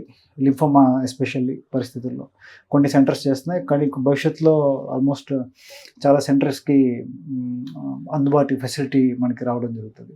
బట్ కార్టీ సెల్ థెరపీలో ఈ కొద్దిపాటి మంది ఎవరైతే దేనికి లొంగట్లేదో వాళ్ళలో ఒక 40% మందిని మళ్ళీ బాగు చేయగలుగుతున్నారు. ఇంకా జీన్ థెరపీ థాలసీమియాస్లో, సికిల్ సెల్ అనీమియాస్లో అది సక్సెస్ రేట్స్ కనబడుతున్నాయి, కానీ మన ఇండియాకి వచ్చేకి ఇంకా టైం పడుతుంది. మేబీ నెక్స్ట్ 10 ఏళ్లలో ఇంకా ఈ అడ్వాన్సెస్, ఈ మెయిన్గా ఈ థెరపీస్ అన్ని కాస్ట్ ఎక్కువ ఉంటాయి, అందుబాటులో ఉన్నా కానీ చేసుకోలేని పరిస్థితి ఉంటుంది. మేబీ మనకి కాస్ట్ తగ్గి ఇంకా అందుబాటులోకి అయ్యే ఛాన్సెస్ ఉండొచ్చు రానున్న ఇయర్స్లో. సో చివరగా సార్, మా ప్రేక్షకులకి అవగాహన కోసం, అదే రకంగా వాళ్ళ ఆరోగ్యం పట్ల ప్రివెన్షన్ కోసం, సో ఈ బ్లడ్ డిజార్డర్స్ రాకుండా మనం ఎటువంటి జాగ్రత్తలు తీసుకోవాలి ఇన్ టర్మ్స్ ఆహారం విషయంలో కావచ్చు, జీవనశైలి విషయంలో కావచ్చు, అంటే ఎలాంటి సజెషన్స్ ఇస్తారు? ఇప్పుడు అగైన్ వెరీ బ్రాడ్ క్వశ్చన్. ఇప్పుడు బ్లడ్ క్యాన్సర్స్, లింఫోమా, మైలోమా ఇవి రాకుండా మనం చేసేది ఏం లేదు, అది మన చేతుల్లో లేదు. ఓకే, అది ముందుగా కనుక్కునే స్కోప్ కూడా తక్కువ. జనరల్గా మనం హెల్త్ చెకప్ చేసుకుంటామంటే ఇయర్కి ఒకసారి చేసుకుని అదే కంటిన్యూ చేసుకుంటే సరిపోతుంది. ఈ వైట్ సెల్ కౌంట్ అబ్నార్మాలిటీస్ కానీ, హీమోగ్రామ్ అబ్నార్మాలిటీస్ కానీ ఏమైనా ఉంటే అప్పుడు ముందుగా అప్రోచ్ అయ్యి అప్పుడు దానికి తగిన సలహాలు తీసుకోవచ్చు. రక్తహీనత అయితే ఇంపార్టెంట్, అది చాలా పెద్ద ప్రాబ్లం, దాన్ని మనం ఈజీగా అవాయిడ్ చేయొచ్చు. ప్రాపర్ డైట్ తీసుకోవడం, ఐరన్ రిచ్ డైట్ పైన ఫోకస్, ఎస్పెషల్ లేడీస్. తర్వాత డెలివరీస్ టైంలో, డెలివరీస్ అయిన తర్వాత పత్యాలు ఉండకపోవడము, ప్రాపర్గా ఫస్ట్ 3 months వరకు ఐరన్ సప్లిమెంట్స్ తీసుకోవడము. చాలామంది ఈ లేడీస్లో ఏంటంటే డెలివరీ ముందు ప్రాబ్లమ్స్ ఉండవు చాలామందికి, డెలివరీ అయినాక వస్తుంది. ఈ డెలివరీ అయినాక ఏమవుతుందంటే ఫస్ట్ 3 months 6 monthsలో తీసుకోవాల్సిన ఫుడ్ తీసుకోరు సరిగ్గా. ఆ టైంలో ఏర్పడే పోషక లోపాలు అట్లే కంటిన్యూ అయిపోతాయి వాళ్ళకి. కంటిన్యూ అయ్యేసరికి ఫస్టే తెలియదు, కొద్ది పెరిగి ఎప్పుడో 3-4 yearsకి సివియర్ రక్తహీనతలాగా, అనీమియాలాగా తయారవుతుంటుంది. సో డెలివరీ టైంలో పోస్ట్ డెలివరీ పోషక లోపాలు రాకుండా సరైన సమతుల్య ఆహారం తీసుకోవడం అనేది చాలా ఇంపార్టెంట్. మ్యారేజ్ అయిన వెంటనే లేదంటే ప్రెగ్నెన్సీ ప్లాన్ చేసే ముందు ఖచ్చితంగా హెచ్బి ఎలక్ట్రోఫోరెసిస్, హీమోగ్లోబిన్ ఎలక్ట్రోఫోరెసిస్, సింపుల్ టెస్ట్ ఇది, చాలా ఈజీగా అయిపోతుంది. అది ఒక్క టెస్ట్ చేసుకుంటే పిల్లల్లో మేజర్ ప్రాబ్లమ్స్ బ్లడ్కి సంబంధించిన రాకుండా మనం ఈజీగా అవాయిడ్ చేయొచ్చు. ఓకే. ఇప్పుడు కొంతమంది పేరెంట్స్ మొన్న రీజన్ కప్పులు వచ్చినారంట, వాళ్ళకి సెకండ్ కిడ్ ఎప్పుడుకో ప్లాన్ చేసినారు, వాళ్ళు 40 yearsలో ప్లాన్ చేసినారు సెకండ్ కిడ్, ఫస్ట్ కిడ్ ఉన్నారు. బట్ సడన్గా 3rd month 4th month తెలిసింది ఇద్దరికి థాలసీమియా ఉంది, మైనర్ ఉంది, మైనర్. ఇప్పుడు వాళ్ళ టెన్షన్ అంతా ఇంత కాదు, బేబీకి వస్తుందా రాదా అని. ఒకవేళ నిజంగా వస్తే ఏమవుతుందంటే ఈ బ్లడ్ ఎక్కించడము, మళ్ళీ ట్రాన్స్ప్లాంట్ చేయడము, అనవసరంగా ఫ్యామిలీలో ఏంటంటే పెద్ద టెన్షన్, ఫైనాన్షియల్గా చాలా ఎక్కువ దెబ్బ పడుతుంది అన్నట్టు ఈ ట్రాన్స్ప్లాంట్స్ పరంగా. ఈ సింపుల్ ఒక టెస్ట్తో మనం ప్రివెంట్ చేసుకోగలిగేది. ఐ థింక్ ఇది యూనివర్సల్గా ఇంప్లిమెంట్ చేస్తే బాగుంటుంది. ప్రెగ్నెన్సీ ముందు లేదంటే మ్యారేజ్ అయిన తర్వాత వెంటనే కపుల్స్కి ఇద్దరికి, లేదు కపుల్స్ ఇద్దరు కాకపోయినా అట్లీస్ట్ అమ్మాయికి హిమోగ్లోబిన్ ఎలక్ట్రోఫోరెసిస్ అనే ఒక టెస్ట్ మనం ఇంప్లిమెంట్ చేసినామంటే ఐ థింక్ చాలా యూస్ఫుల్ అవుతుంది. ఈ హీమోఫిలియాస్ ఏంటంటే ముందు కనుక్కోవడం కొద్ది కష్టం, అన్లెస్ వాళ్ళకి అవేర్నెస్ బాగా ఉండి డిజార్డర్స్ పైన ఉంటే తప్ప. మేబీ అది ఇప్పటికైతే కొద్దిగా కష్టం అంతా అవేర్నెస్ క్రియేట్ చేయడం వాటిలో. ఓకే డాక్టర్ గారు, థ్యాంక్ యూ వెరీ మచ్. మా సంస్థలోని ఎన్నో సందేహాలు మీరు తీశారు. So thank you very much. Okay, thanks for it. So ఇది ఈ వారం డాక్టర్ టాక్. వచ్చే వారం మరో డాక్టర్తో కలుద్దాం. చూస్తూనే ఉండండి మెడ్ ప్లస్ 1 TV.